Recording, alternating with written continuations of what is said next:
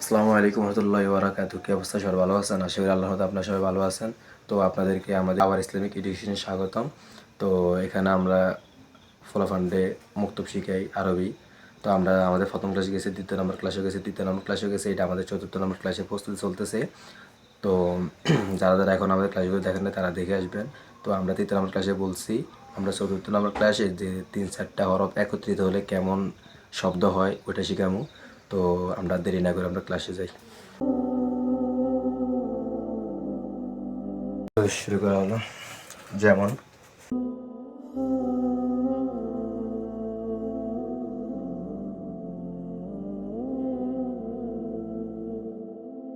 এটা হচ্ছে ইয়া, ইয়া, নুন, কফ, লাম, বা।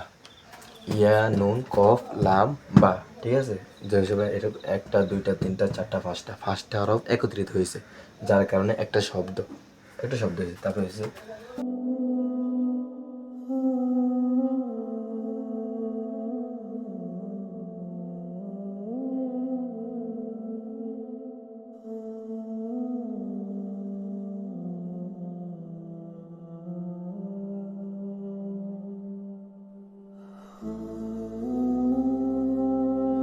এখানে হচ্ছে সা, লাম, কফ, বা, তা, মিম। একটা, দুইটা, তিনটা, চারটা, পাঁচটা, ছয়টা, এখানে আবার ছয়টা হয়েছে। এখানে পাঁচটা হরফ একত্রিত হয়েছে, এখানে ছয়টা হরফ একত্রিত হয়েছে। তো প্রত্যেকটা হরফ কিন্তু কি ভিন্ন ভিন্ন। আমরা যে সময় আলিফ বাদা ফুটছি ওই সময় ছিল একরকম, এখন যুক্ত হওয়ার কারণে অন্যরকম হয়ে গেছে। ঠিক আছে, তারপরে একটা আছে ধরেন কিরকম,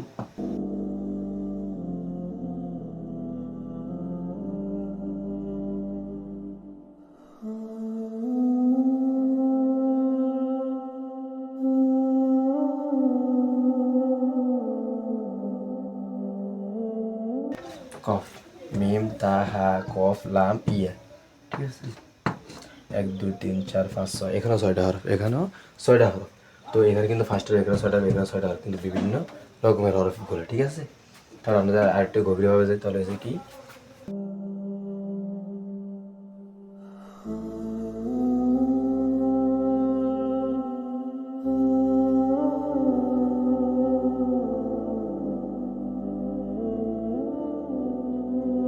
সা, মিম, লাম, তা, মিম, সা, ইয়া।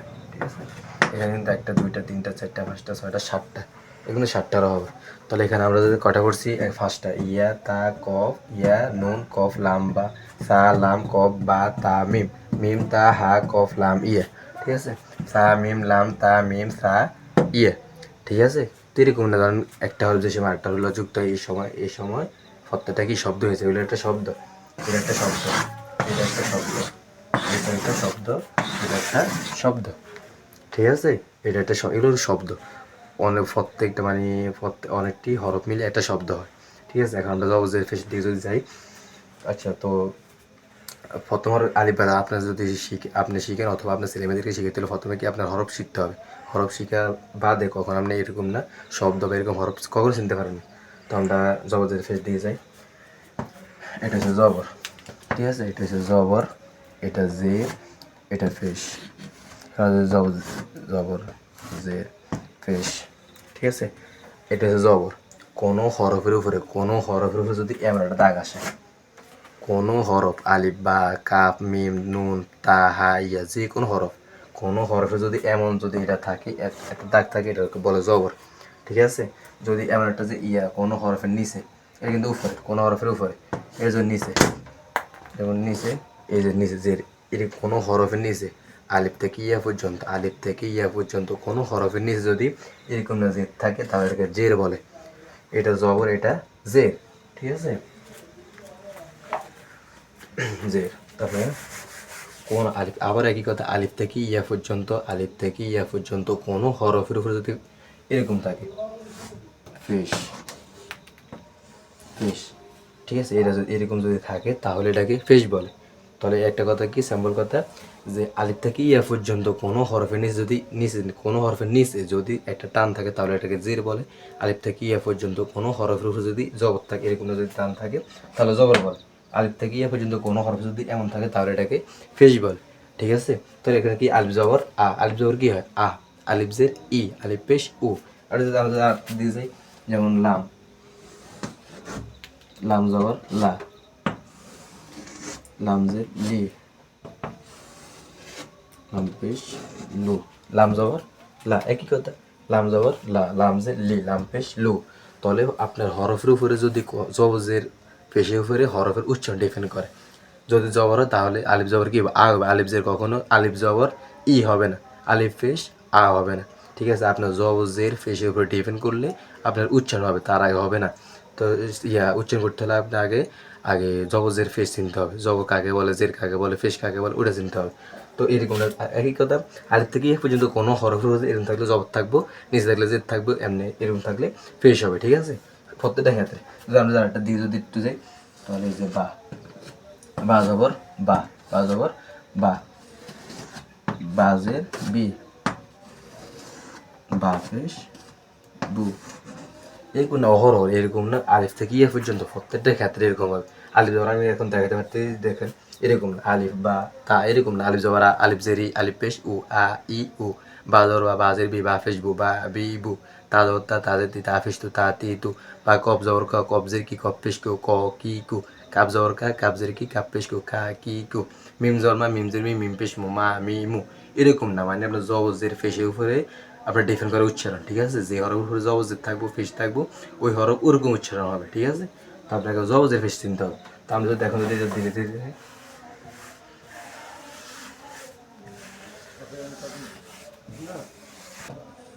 আর এটা কিন্তু হরকত বলে, এটাকে এক জবর এক জির এক পেশকে হরকত বলে। এটা জবর, এটা জির, এটা পেশ, এটা জবর, এটা জির, এটা পেশ, এটাকে হরকত বলে, এটাকে হরকত বলে। এক জবর এক জির এক পেশকে হরকত বলে। ঠিক আছে, আমরা এখন তানবিনের দিকে যাবো না, তানবিনের দিকে আমরা সামনের দিকে আগামো। এখন আমরা হরকতের আলোচনা চলতেছে। ঠিক আছে, তা আমরা যদি ইয়া জবর ইয়া, এটা কিন্তু ফার্স্টটা হরফ মিলে একটা শব্দ হয়েছে। তা আমরা যদি ইয়া জবর ইয়া দিই, ইয়া জবর ইয়া, নুন জবর না, ইয়া না, কফ পেশ কু, ইয়া না কু, লাম জিল্লি, বা পেশ বু।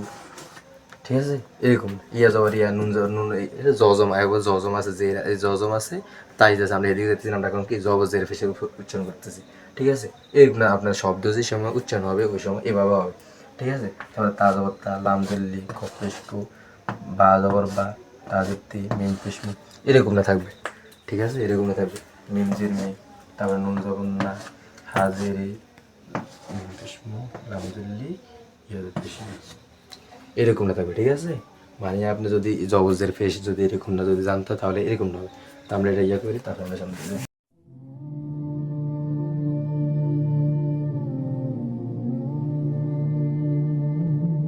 যেমন যেমন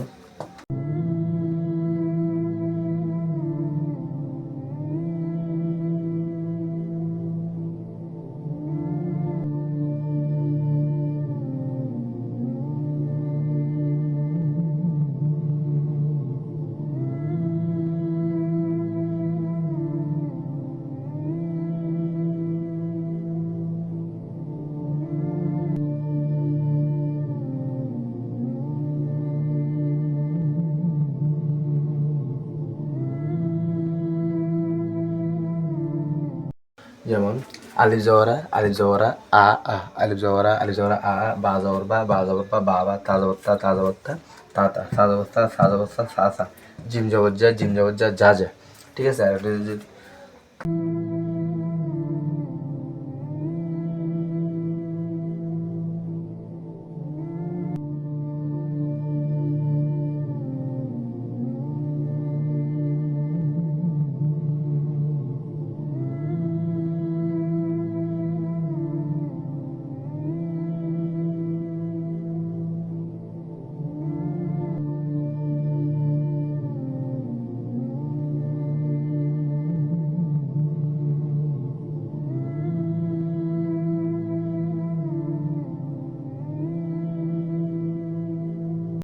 এখানে আছে আলিফ জবরা আ আ, আলিফ জেরি ই ই। তারপর ঠিক আছে, বাজের বি বি বি, বা জবর বা, বা জবর বা, বা বা, তা জবর তা, তা জবর তা, তা তা, তাজের তি তি তি, সা জবর সা, সাজের সি, সা জবর সা, সা জবর সা, সা সা, সাজের সি সি সি। সা দুই দাঁতের আগা থেকে সা উচ্চারিত হবে, সা এভাবে উচ্চারিত হবে। ঠিক আছে, তাহলে জিম জবর যা, জিম জবর যা, যা যা, জিম জি, জিম জি, যা জি। ঠিক আছে, তারপরে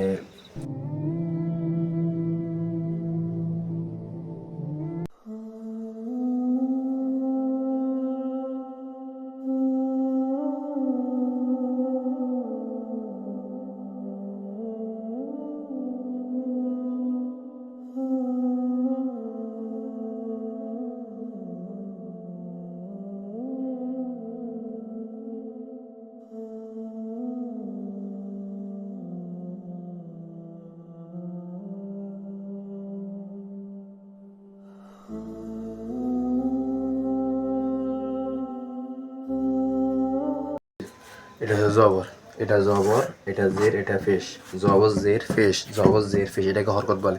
এক জবর এক জের এক ফেশকে হরকত বলে, ঠিক আছে। তা আলিফ জবরা, আলিফ জবরা আ, আ, আলিফ জবরা, আলিফ জবরা ই কখনো হবে না, আ হবে, কারণ জবর জের ফেশের উপর ডিপেন্ড করলে আপনার উচ্চারণ হবে, ঠিক আছে। আলিফ জবরা, আলিফ জবরা বা জবর বা জবর বা, ঠিক আছে, একই কিন্তু। আবার আলিফ জের ই, আলিফ জের ই হয়, আলিফ জের হয় না, আলিফ জের ই হয়, আলিফ জবর হয় না, ঠিক আছে।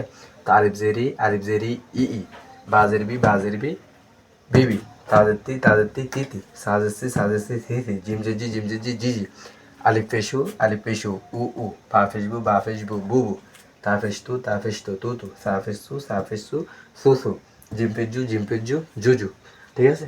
তো জবজের ফেসের উপরে আপনার উচ্চারণ ডিপেন্ড করে, ঠিক আছে। জবজের ফেস যদি আপনি না জানেন তাহলে আপনার উচ্চারণ কখনো হবে না, ঠিক আছে। তো আমরা প্রথমে আপনাদের তৃতীয় ক্লাসে দেখেছি দুইটা তিনটা হরফ কীভাবে একত্রিত হয়। তো আমরা এটা চতুর্থ ক্লাসে আমরা দেখেছি যে পাঁচটা হরফ কীভাবে একত্রিত হয়, ছয়টা হরফ কীভাবে একত্রিত হয়, তারপরে আপনার সাতটা হরফ কীভাবে একত্রিত হয়, তার পাশাপাশি জবজের ফেস কেমন হয়, জবর কাকে বলে, জের কাকে বলে, ফেস কাকে বলে। জবর কিন্তু আমি দেখেছি জবর এটা, জের কিন্তু এটা, এটা আর ফেস কি এটা। কোনো হরফের উপর আলিফ থেকে ইয়া পর্যন্ত কোনো হরফের উপর যদি জবর থাকে, কোনো হরফের যদি এমন আগ থাকে তাহলে এটাকে জবর বলে। আলিফ থেকে ইয়া পর্যন্ত কোনো হরফের নিচে যদি এমন থাকে তাহলে এটাকে জের বলে। আলিফ থেকে ইয়া পর্যন্ত, আলিফ থেকে ইয়া পর্যন্ত কোনো হরফে যদি এমন থাকে তাহলে এটাকে ফেস বলে, ঠিক আছে। তো আশা করি বুঝতে পারছেন। তো ফার্স্ট সাতটা হরফ কীভাবে একত্রিত লাগে, কীভাবে একটা শব্দ হবে ওটা বুঝতে পারছেন। আর জবজের ফেস কাকে বলে ওটা বুঝতে পারছেন। তো আজকে আমাদের চতুর্থ ক্লাস এই পর্যন্ত শেষ। তো সবাই ভালো থাকবেন, আল্লাহ হাফিজ, আসসালামু আলাইকুম।